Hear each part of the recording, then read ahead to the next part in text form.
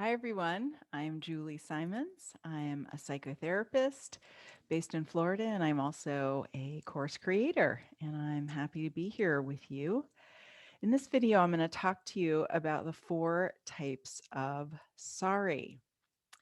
The first type of sorry is the polite sorry. We all know this one. This is the kind of sorry that we say on a daily basis if we maybe accidentally bump into someone, or maybe we're late for an appointment, or maybe we've forgotten to pick up our kid's favorite dessert at the grocery store, right? So these are easy to say, and we say them to strangers as well as to those that we're close to.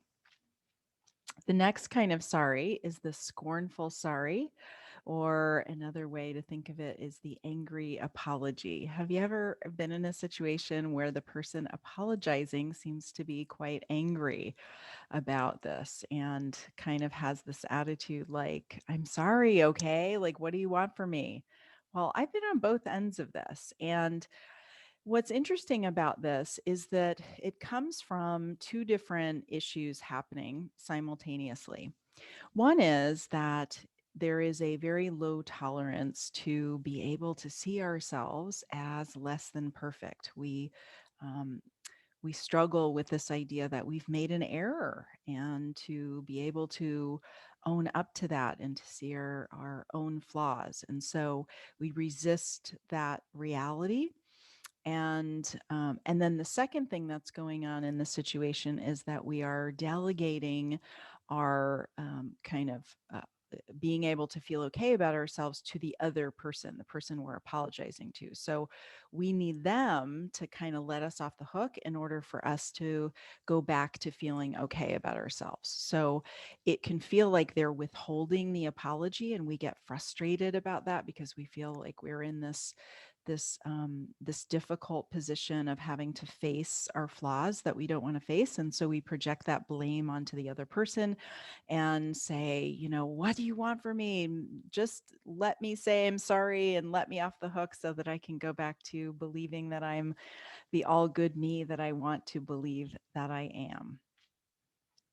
Now, the next kind of apology is the feel sorry for me apology. And again, I have experience with this too. This is when someone reacts to a transgression in a way that seems um, maybe emotionally out of context for what's happened, where they kind of make it about them, would be a way of describing it, like, oh my God, I'm just so sorry. I can't believe I did this. I feel so horrible. I'm a terrible person. I'll never forgive myself, that sort of thing.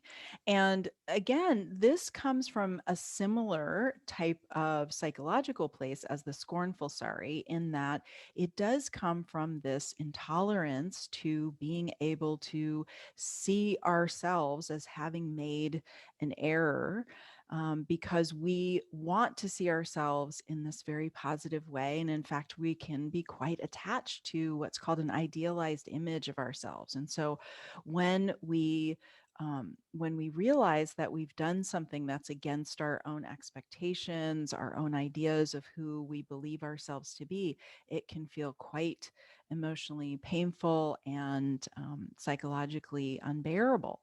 And so when that happens, there is this kind of frantic energy of, I've got to make this right. I've got to kind of get back to this place of feeling okay about myself and making sure that the other person is having okay thoughts and feelings about me. And so you can see where it comes from a similar place as the scornful sorry, but the difference is the blame is not being projected outward onto the other person, it's being projected inward toward ourselves. And so in doing that, what we're doing is putting the other person in the position again to let us off the hook, to basically make it okay, to regulate our own self-assessment. And the effect of that, though, is that we're not able to acknowledge the other person's experience. We're so consumed with our own emotional pain and getting out of that and away from that, that we're really not able to kind of like hold the space for the other person's feelings or experience. So it can be quite disconnecting. Now, the last form of a sorry is the most connecting form of sorry, and it is the repairing sorry. And it's generally the kind of sorry that we would offer to someone that we do care about, that we are invested in having a close relationship with.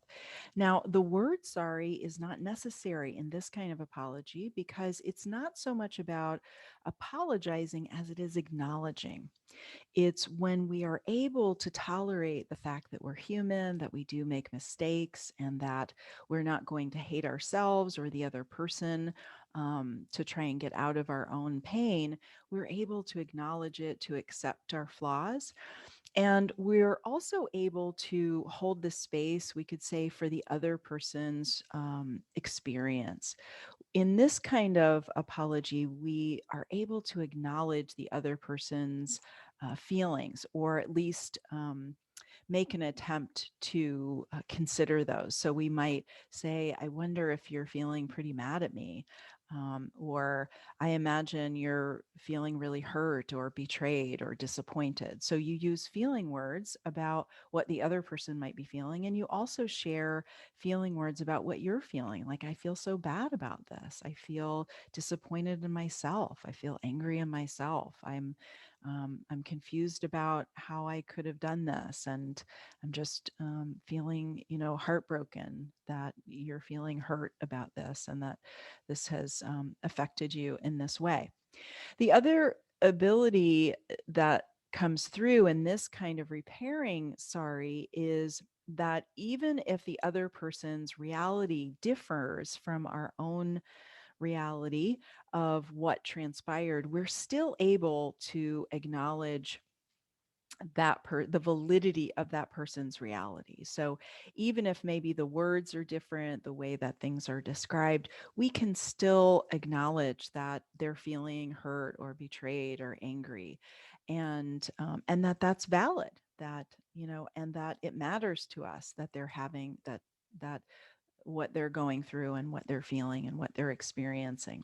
And not only does it matter to us, but that we actually want to hear about it, that we are willing to even lean into the other person's feelings. We ask them, tell me more about what you're feeling. I want to understand you. I want to get you. I want to be able to repair this. You matter to me. And you might even use those words like, this is really important to me. You matter to me. This relationship matters to me. And I want to get what's going on for you. And in hearing that, you don't get kind of activated in a very defensive way. You don't feel like you have to defend yourself, defend this kind of all good um, idealized self. You're able to take in the fact that, yeah, I guess I did do that. I can totally see how I showed up in a way that wasn't fair or wasn't true for me, or whatever those words are.